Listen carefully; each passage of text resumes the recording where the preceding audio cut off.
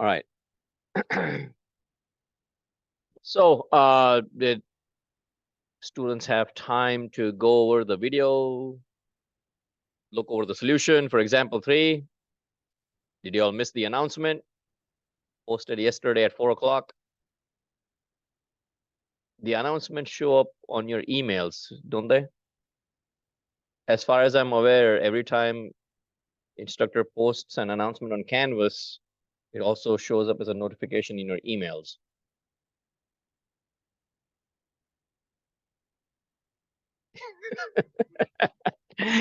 Well, not just a single student in particular, but again, also mentioned on the first day of class, it's also in the syllabus. The responsibility is on the student to keep checking your emails, official Cal Poly emails, as well as the Canvas webpage for announcements. Okay, so I would either send an email to the group listserv, or I would post an announcement. And I've checked with various students, and they've all informed me that an announcement posted on Canvas will send a notification to your emails.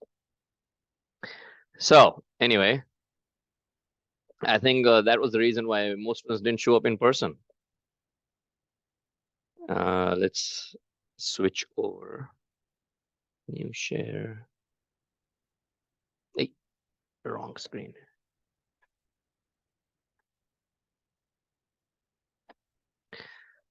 All right. Anyway, so the point of today's first 15 minutes of class was to do a short Q&A session based on the example 3. So I'll quickly go over the solution, and then students, obviously you have this entire solution at your end in the class notebook. Again, if you have not yet signed up and you don't know what it is, please go through the Canvas syllabus, sign up for the notebook, and get in touch with me if you have any questions or trouble signing in. So in this circuit example, we have two sources. We are asked to find the Thevenin and Norton equivalent circuits if the 17 ohm resistor is the load resistance. Okay, so as always, if a load resistor is specifically mentioned, then it is no longer part of our analysis. We remove it from the analysis. And for explanation purposes, I've redrawn this circuit diagram right here. You don't have to do this diagram when you're doing a quiz or you're doing the final exam. Okay, this is just for explanation purposes, just to show you that this is the circuit that we will analyze. All right, let me change the ink a little bit. All right. Okay, so we are analyzing this circuit 3 times, once for Thevenin voltage, second time for Thevenin resistance, and a third time for Norton current. Now, the first one is RTH. RTH requires that we reduce all the independent sources to 0. So the voltage source and the current sources are reduced to 0, meaning voltage is replaced with a short circuit. Current source is replaced with an open circuit. And then all we are left with in the circuit are 3 resistors. Okay, 3 resistors.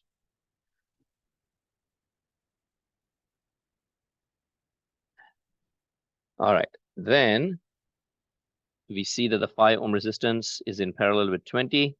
So 5 parallel 20 plus the series combination of 10. And that gives us our EQ as 14 ohms. All right. Let's take a 10-second pause. Let me know if you have any questions. This is Thevenin resistance, yes.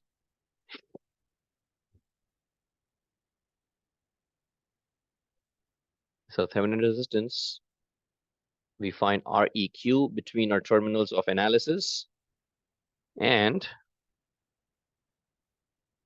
reduce all sources to 0.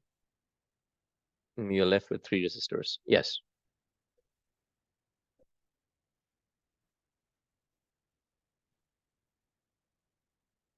Now it just depends on the circuit itself.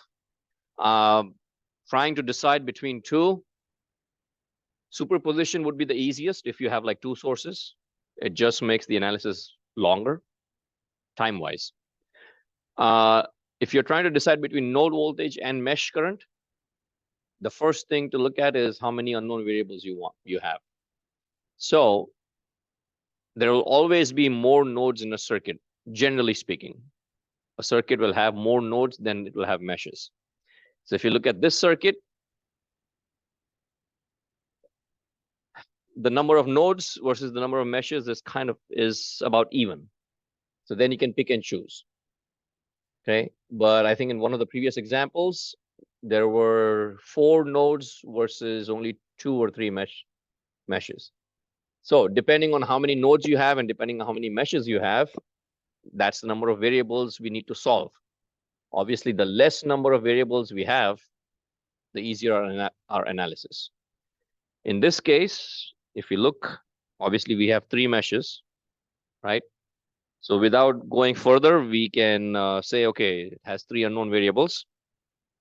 If you look at the nodes, we have 1 node here at the bottom, 2nd here, 3rd here, and 4th here. So 4 nodes versus 3 meshes. At a first glance, it seems mesh current might be the obvious choice. But in node voltage analysis, if you have a power supply, then you automatically eliminate 2 unknown variables, which is what we have done here. So when I first started to solve this, I could have used mesh current, or I could have used node voltage, or I could use superposition. In previous years, I have actually used superposition to show how we can solve the circuit with superposition. Okay, this circuit is a little bit, it's atypical, and so solving it via superposition takes some involved thinking, and it takes a little bit longer. So we stick with node voltage analysis for finding our Thevenin voltage. Any questions about Thevenin resistance before we move on? Anyone? Okay. All right. So after we're done with RTH, we move on to VTH, which is Thevenin voltage. For Thevenin voltage, we keep our terminals of analysis open. We analyze the circuit by any method to determine the open circuit voltage at our terminals.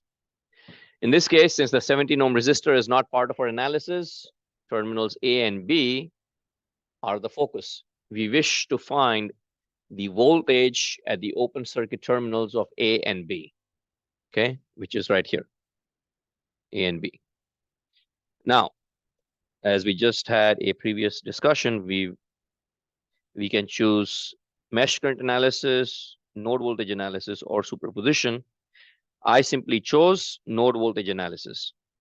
Okay, I chose node voltage analysis. So first step in node voltage analysis is to choose a reference node. My reference is at the bottom right here. It makes sense because that bottom node is also where the negative end of my power supply is connected, right? Voltage source, 20-volt source is connected to the bottom node of B. And so I choose B as my reference node. Once I choose B as my reference node, automatically have an answer for the node voltage at the other end. In this case, I chose the notations C and D because my terminals were already labeled as A and B. So I chose C and D for the other 2 nodes. Again, notations do not matter. You could choose X and Y, Y and Z, L and M, doesn't really matter. Okay, but I chose to go with A, B, C, D. So if B is my reference, VB is 10 volts. I automatically have an answer for VC, which is 20 volts. So far, so good, right? So then I'm only left with 2 unknown variables. So in mesh current, I would have to solve 3, whereas, well, actually, even in mesh current analysis, I would only have 2. You only have 2 meshes here because of the open circuit voltage, 1 mesh, and then a second one. So node voltage also, you'd have 2 variables. Mesh current analysis also, you would just have 2 variables, 2 unknown variables.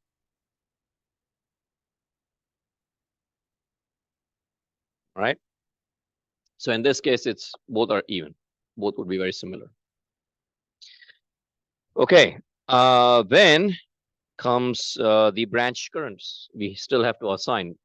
Our problem setup for node voltage requires choosing a reference node, assigning branch currents. So the branch currents I have at D, I have this and this current entering the junction. And I have the current through the 20 ohm resistor going down. And I have the current source 1.5 amps going up. Yes.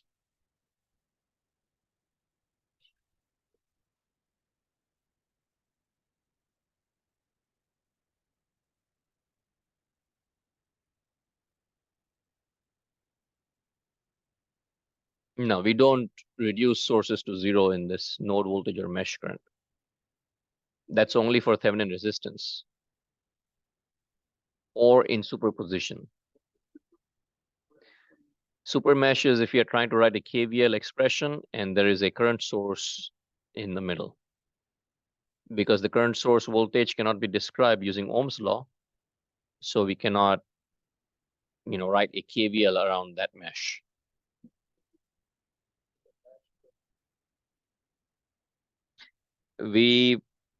We probably wouldn't, no. So that represents another problem. I actually have not tried solving this problem with mesh current, but that's an interesting case possibility. I'll probably take time this afternoon and try and do that. All right. So where was I? Oh, the branch currents. So I have 4 branch currents at node D, 2 of them coming in and 2 of them leaving. All right. And the way I chose those was just, again, logic 20-volt source. So current should go in the upwards direction, goes through the 5 ohm resistor. And so I have I1 coming in. The 1.5 amp current comes from the top, goes through the 10 ohm resistor from the right. And so I3 is also coming in. And then, of course, the 1.5 amp current source is leaving node D. And then I2 was just random, but again, it makes logical sense because node B is my reference. So I would assume that current coming from the 20-volt source will go down in the downwards direction from the, through the 20 ohm source, 20 ohm resistor. Okay, so I have set up the problem, have identified the nodes, chosen a reference node, assigned branch currents. One more thing left to do is to look at VOC at the output. VOC is measured between A and B. Okay. And since I chose B as my reference node, automatically VOC is the node voltage VA. Okay. So take a look at that circuit. B is my reference node. So voltage measured at A with reference to B, simply VAB, which is what we actually need to find. So if we find VA, that is VOC, and that will be my Thevenin voltage. I do not have to do any further calculations after that. It just so happens that this circuit, breaks down that way. Other circuits would be different. Okay. Does everybody get the first 2 lines? Any questions about the problem setup? Okay, then it's just node voltage analysis by applying KCL. I apply KCL at D. I get I1 plus I3, 2 currents entering and 2 currents leaving. And I3, of course, is equal to 1.5. Excuse me. So eliminated from the equation, I have I1 is equal to I2. All of the current that's supplied by the source is flowing through the 20 ohm resistor. Okay, it's coming down this way. All right. And then we just write an equation, express it in terms of the node voltages and the resistors. Reduce the equation, you get VD is 16 volts. VD is 16 volts. Once I have VD, I plug the value into an equation that also has VA, which I3 does. And so you plug the value for VD in there. You have only one unknown variable, VA, and then that would give me VA as 31 volts. And VA, of course, as we established earlier, is our Thevenin voltage. So my Thevenin voltage for this circuit is 31 volts. We could solve this using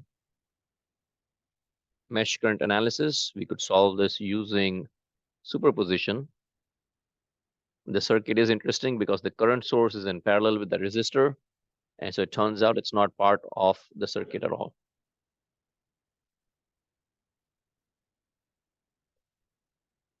All right, questions?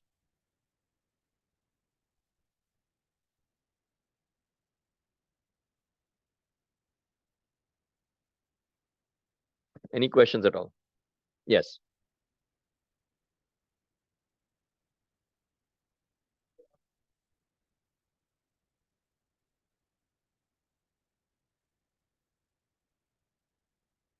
The final,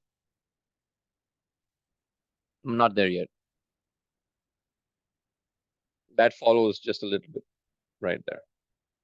So the actual equivalent Thevenin circuit, the final one, and the Norton remains the same for all circuits. And that is the whole point of the theorem, the network theorems, Thevenin theorem as well as Norton theorem. It says you can take any large circuit made up of linear components like resistors, and you can represent it all with one single voltage source and one single resistor. So again, important fact to keep in mind. The final Thevenin circuit and the final Norton circuit is the same for all circuits. Doesn't change at all. The only thing that will change are the values, depending on the values of the components for every circuit. But these circuits will always remain the same. That doesn't change. Every single problem about network theorems will always or should always have these as the final circuits. Resistor voltage source in series with the resistor and current source in parallel with the resistor. Doesn't matter what circuit you're given to analyze.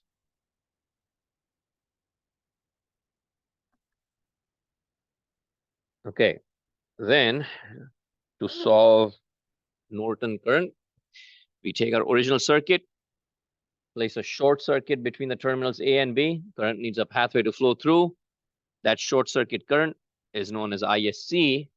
Now my circuit has three meshes because the wire between A and B creates a third mesh. It creates a third mesh. I set up my circuit, I1, I2, I3 in meshes M1, M2, and M3. Automatically, I can see that in mesh 3, I3 has the same value as the current source. So that's one unknown variable gone.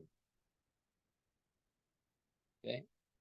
It automatically is assigned a value. It's not shared between any branch or between two meshes.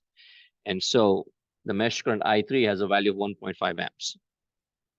Also, my ISC, short circuit current, is the same as the mesh current I2.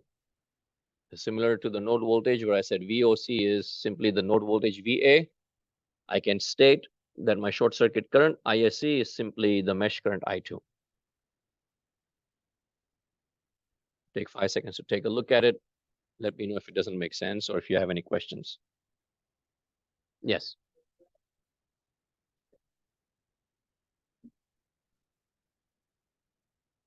We just describe it in terms of the difference of the two mesh currents. So if this was IS and this was IA and IB, I would simply write IA minus IB equals IS.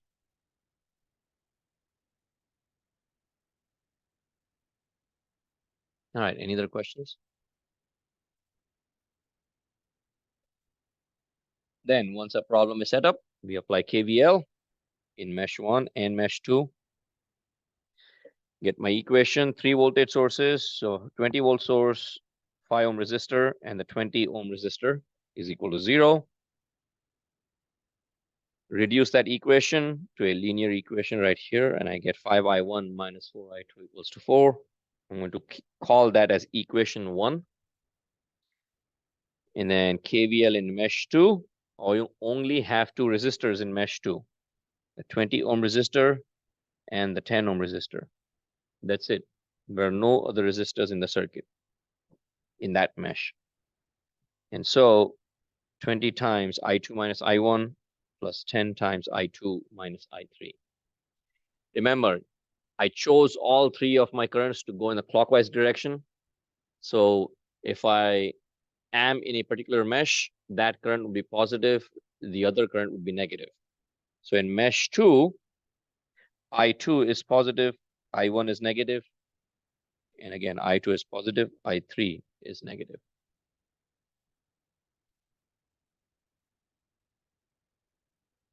And then solve that, reduce it to a standard linear equation.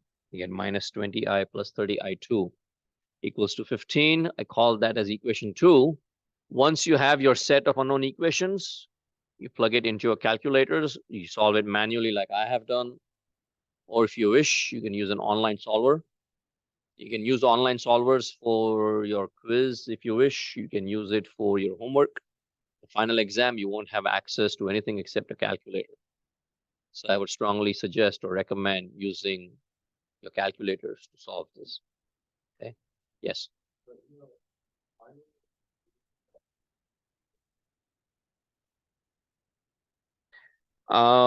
As for, well, I don't know. I haven't designed the problem yet. So it won't be more than 3. Let me put it that way. It won't be more than 3. So I'll, once I set up and I design the problem, I solve it myself. And if I see it's like, I assess how long it's going to take me. And then from that, I determine how long I need to give students. So if it turns out it's going to be 3 variables and it's hard to solve, or it takes a lot of time, then I won't have that exam. I won't include that problem in the final exam. I will try something else. So it could be 2 variables, it could be 3 variables in the final exam, but not more than 3. And even if it is 3, it shouldn't take long to solve.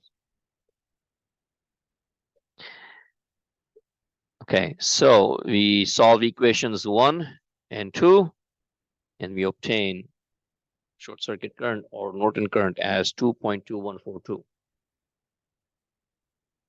And again, I would strongly suggest solving this on your own until you are adept at doing this.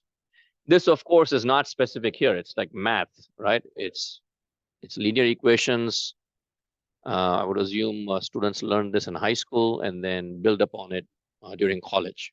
So everyone has their own preferred method of solving these kind of equations. We verify our answer. Make sure that everything checks out, and then we plug in the values for the final Thevenin and Norton circuit. Again, this circuit does not change, it remains the same for all problems. And that is the whole fundamental principle behind Thevenin and Norton equivalent networks or equivalent circuits. You can take a large linear network comprised of multiple sources and resistors, and you can represent it as a single voltage source in series with a single resistor. The only thing that changes would be the values.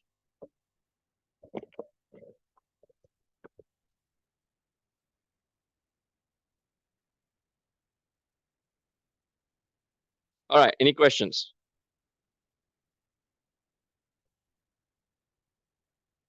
Yes, always.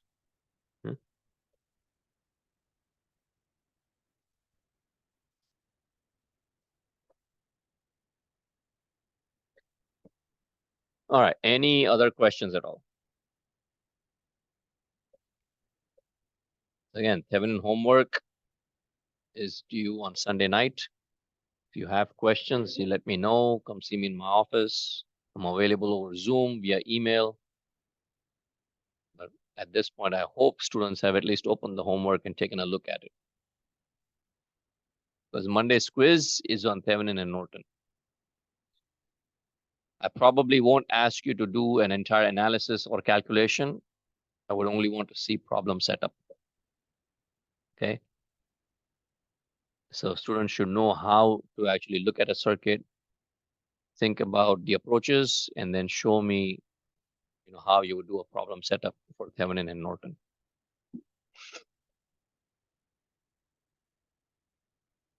Okay, if there are no other questions, there are 2 more slides in this chapter.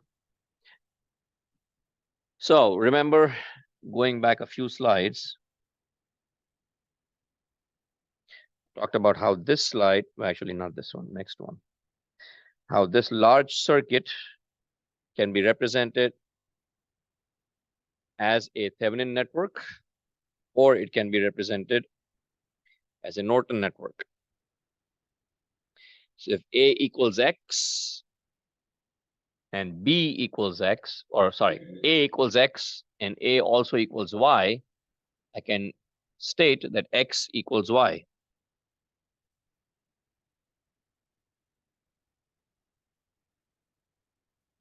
Make sense? Or no? A large linear network comprised of multiple sources and multiple resistors can be represented as a Thevenin equivalent voltage source in series with a resistance, or it can be represented as a current source in parallel with a resistor. If both things are true, then I can state that the Norton circuit and the Thevenin circuit, which represents the same exact large circuit, are equivalent to each other. And from that comes the concept of source transformation. Sometimes, for the purposes of analysis, it is useful to transform a source or transform a circuit from a voltage source to a current source, or from a current source to a voltage source. It is not a technique that I use often because it causes problems. You need to break away. You have to break away the source along with the resistor from the circuit and then transform it and then insert it back into the circuit. So it's useful only in certain cases. It's not a technique that I would advise students to actually use in an exam. Okay. But it's, again, a concept that students should be familiar with. You have a voltage source in series with a resistor. You can convert it for analysis reasons or analysis purposes into a current source in parallel with a resistor, and vice versa. Voltage sources can be transformed into current sources, and current sources can be transformed into voltage sources. So on this page, I have a few examples.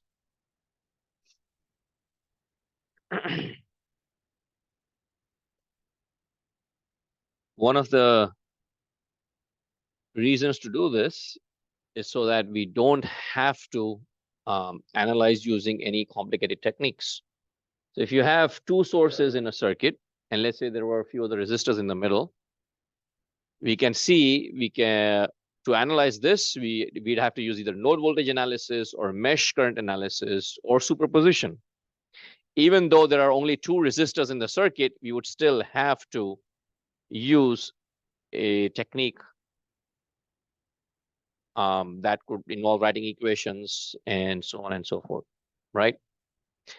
So in this case, I have 2 sources, 2 resistors. I could break up the circuit into 2 parts and make my job easier. And that is the whole point of using source transformation. So if I take the original circuit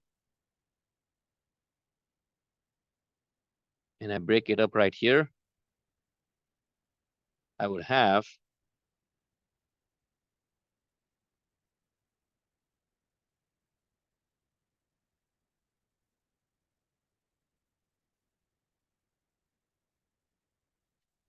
a voltage source,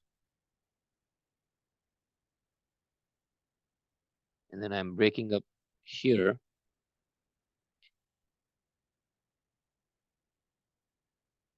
I have a current source in parallel with the resistor. Okay.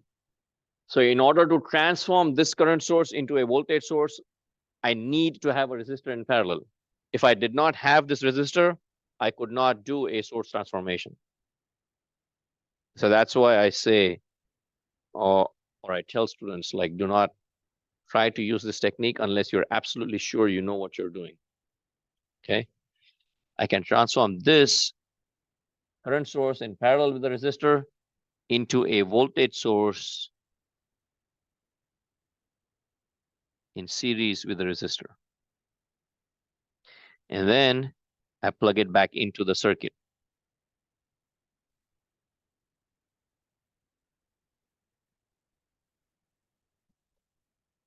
Just take 10-second pause, think over that. Let me know if you have any questions.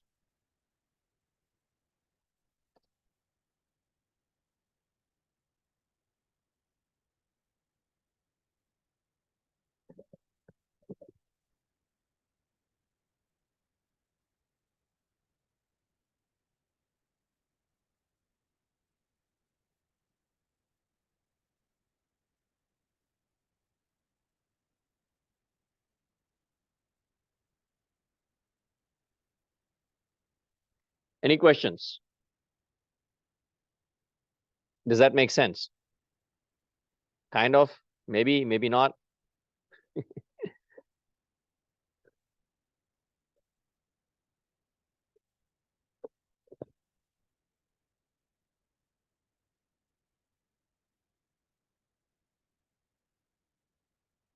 What do we see after we transform it and put it back together? It's a simple circuit with 2 voltage sources and 2 resistors, and that's it. We can simply apply KVL around the loop without the need to do any sort of mesh current analysis or node voltage analysis or superposition. You simply apply KVL around the loop, combine the 2 resistors, you have 15 ohms. So my circuit from here simply is 15 ohm resistor with 2 voltage sources connected in series, but they are in the opposite direction. So I would simply have the total voltage being applied to the 15 ohm resistor is 20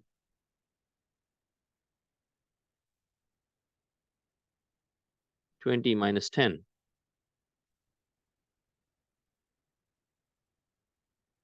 equal to 10 volts.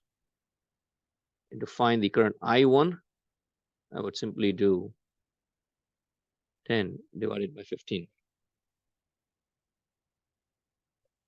And that's it.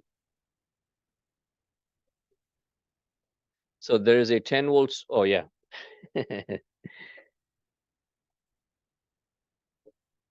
Sorry about skipping that step.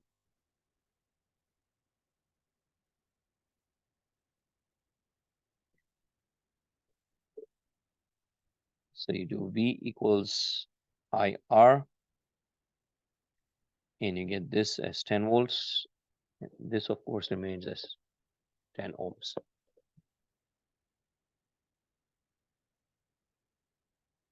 So it's the same thing as with regards to the Thevenin and Norton equivalent circuits. V equals IR. That is the equation that connects all 3 quantities. So if you transform a source from a voltage to a current source, you do I equals V or R. If you transform a current source to a voltage source, then V equals IR from Ohm's law.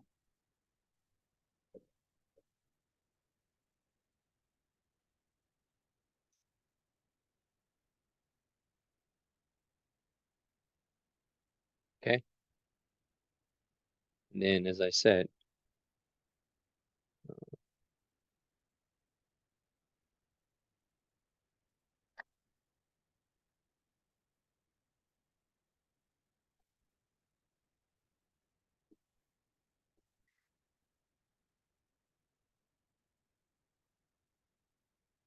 you can try and solve the circuit using superposition for practice, or you can try and solve it using node voltage mesh current analysis and see if you arrive at the same answer for I1. 0.667 amps.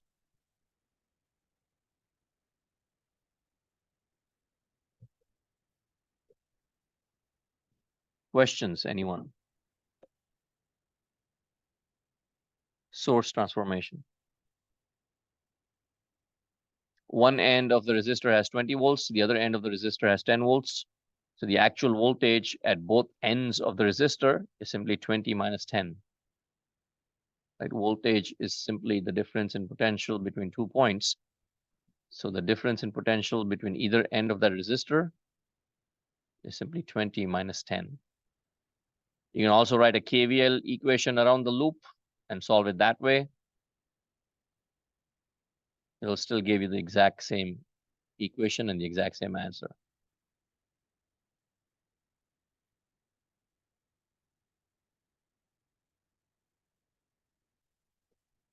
If you apply KVL,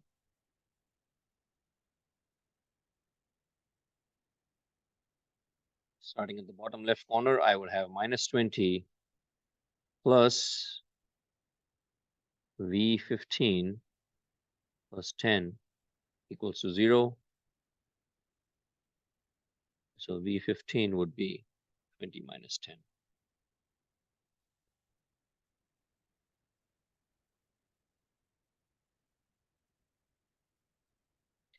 All right, questions?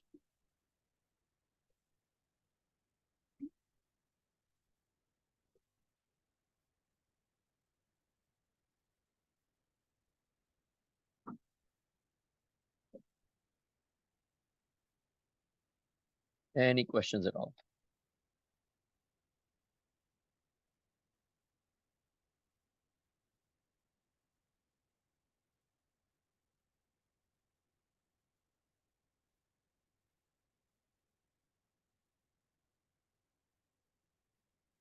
Okay. We can also solve this by transforming this voltage source into a current source. So if I wanted to do that,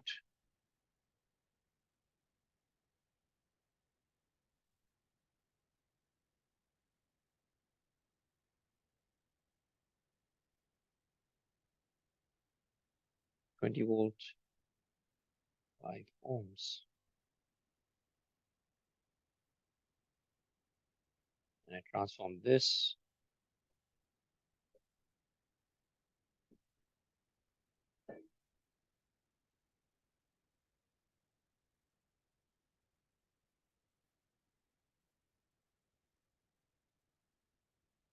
This time I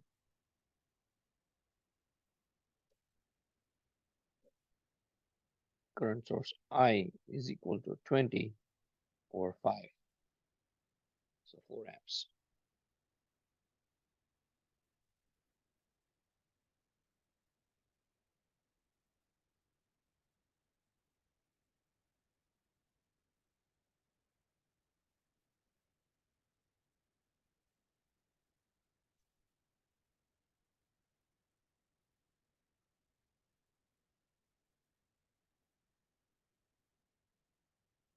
ThNo's.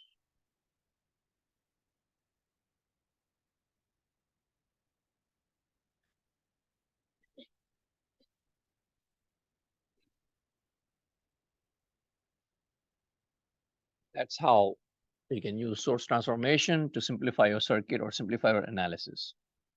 Okay.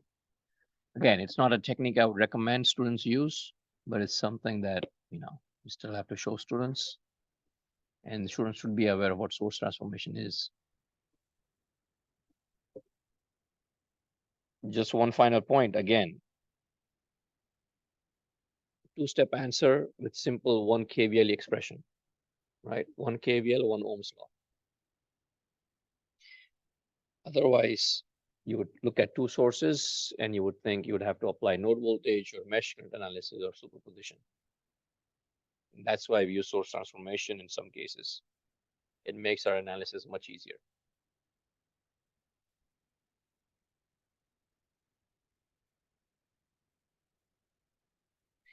One final point or one final slide about power is one of the reasons we do a Thevenin equivalent circuit or Thevenin equivalent resistance is in terms of delivering power. So in electrical engineering, especially electronic circuits, we always have cascading stages of electronic circuits or electric circuits, right? As an example, if you think about audio receivers, you have a preamplifier stage that takes the incoming signal, filters out all the noise signals, and strengthens the actual signal that we want. And then it passes on to an amplifier stage, which takes that signal and amplifies it. So it goes from the preamplifier to the amplifier and then finally to the speakers. At every stage, there's an incoming signal, so it's input, then there's an output. If we want maximum power to be transferred from the first stage to the next, we want the second stage resistance to match up with the Thevenin resistance of the first one. We always do not want maximum power. Sometimes we want efficiency. So maximum power does not equate maximum efficiency. Those are two different things. Okay. If you want maximum power to be transferred,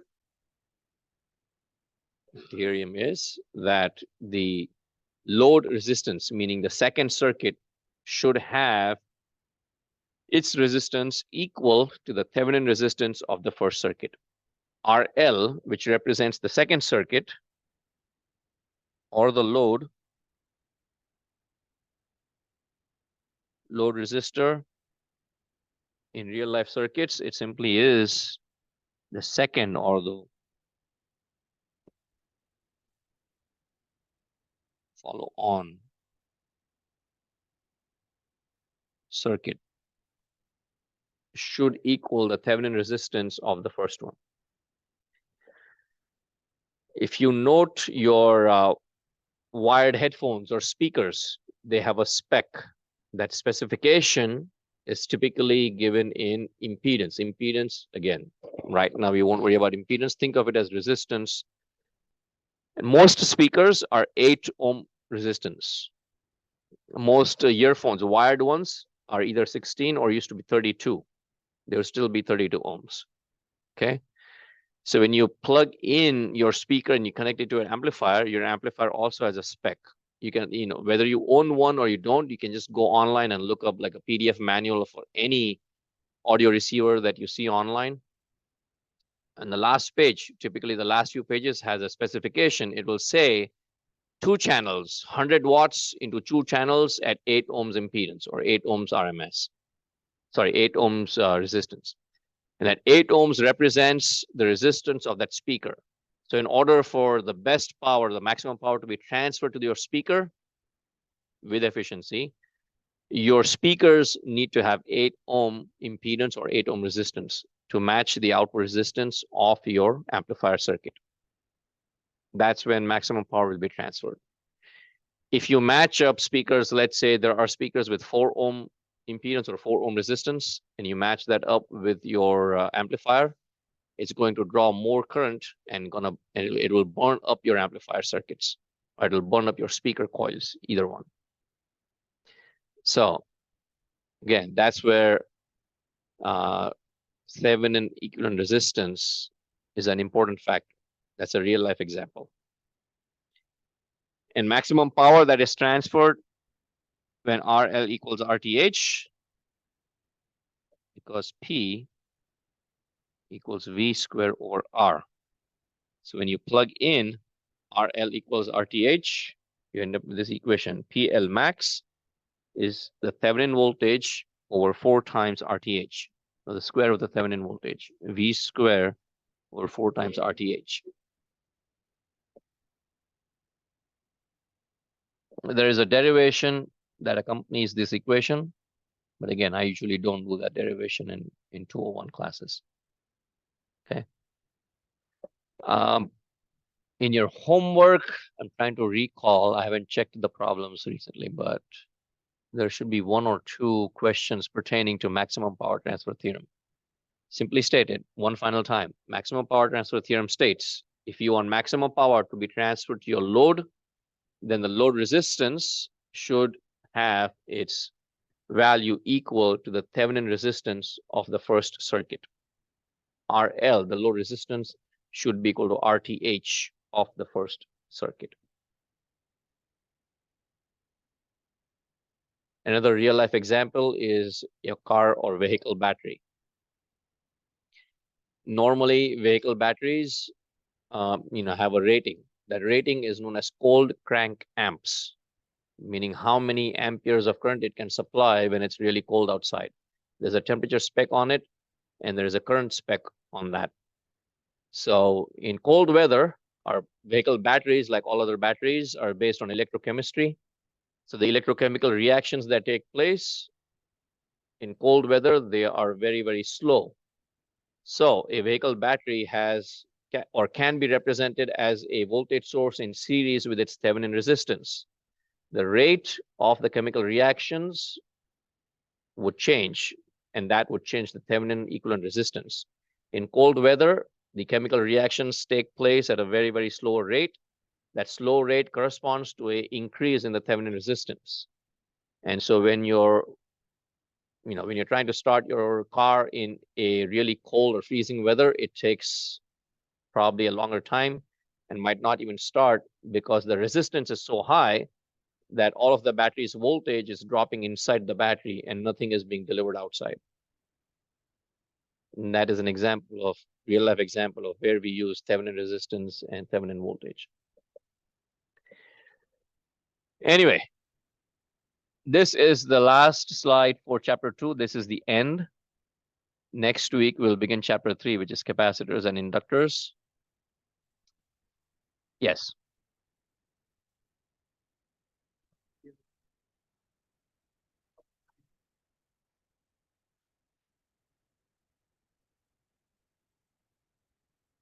So there's a derivation that goes along with it. I can talk.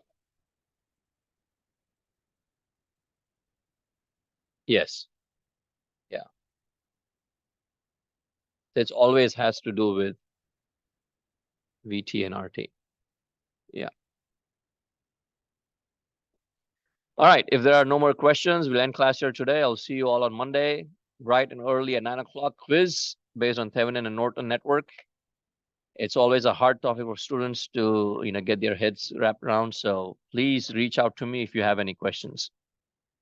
Problem setup is the most important thing. Again, there is no new analysis that we are doing in Thevenin and Norton. It's always the problem setup.